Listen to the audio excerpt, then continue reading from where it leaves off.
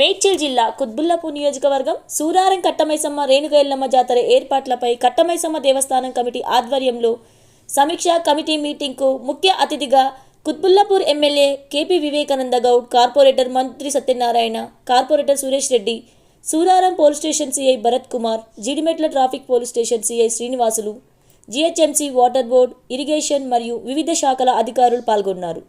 MLA KP Vivekananda Goud మాట్లాడుతూ జాతరకు వచ్చే భక్తులకు ఎటువంటి ఇబ్బందులు రాకుండా తగు జాగ్రత్తలు తీసుకోవాలని అధికారులకు సూచించారు. IB34 న్యూస్, కుత్బుల్లాపూర్ నియోజకవర్గం, మేడ్చల్ జిల్లా, సూరారం.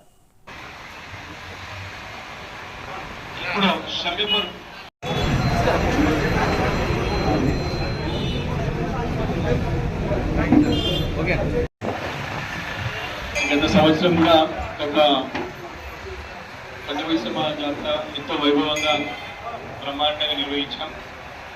గత 10 సంవత్సరాల నుంచి అంతకుముందు నుంచి కూడా ప్రతి సంవత్సరం కూడా మరి అంతకుముందు కంటే మించి చక్కటి ఏర్పాటు చేసి భక్తులకి అన్ని సౌకర్యాలు కల్పించే విధంగా, భక్తులకి ఇలాంటి ఇబ్బంది కలగకుండా,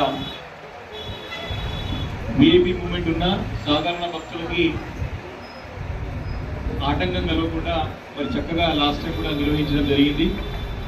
ఈసారి కూడా చక్కగా భక్తులందరికీ కూడా మంచి సౌకర్యాలను ఏర్పాటు చేసి చాలా ఫ్రీగా వచ్చిపోయే విధంగా కట్టమైసమ్మ జాతర అంటే బ్రహ్మాండంగా 20 సంవత్సరాల క్రితం చిన్నగా, అంటే అంతకుముందు నుంచి చేస్తూ ఉంటే కానీ చిన్నగా అంటే చాలా పెద్ద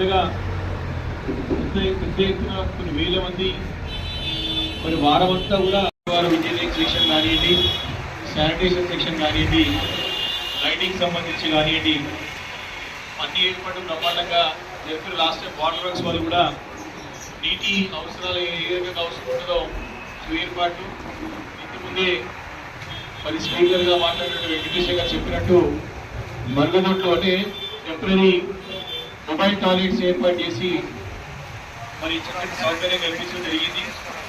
ఆ రకంగా ఇంకా అదనపు వస్తువులు ఏమైనా కావాలంటే కూడా పోయినసారి కంటే ఇంకా మెరుగైనటువంటి మరి సౌకర్యాలు, వస్తువులు ఏ రకంగా కల్పించాలో స్టోరేజ్ కి ఏమో టెంపుల్ కమిటీ వాళ్ళు ఏర్పాటు చేస్తారు. మీరు ట్యాంకర్ స్పేర్లో పెడితే సరిపోతుంది. ఇక్కడ మరి ఇక్కడ ఎవరైనా కన్సర్ట్ ఒక మేనేజర్ ఇక్కడ పెట్టినట్టయితే వారు కూడా ఎప్పటికప్పుడు తెలుసుకొని రౌండ్ ద క్లాక్ 2 days మనకు ప్రజెంట్ కాబట్టి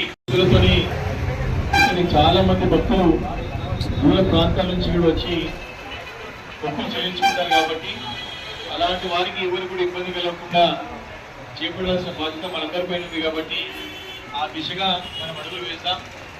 ముందుగా గతంలో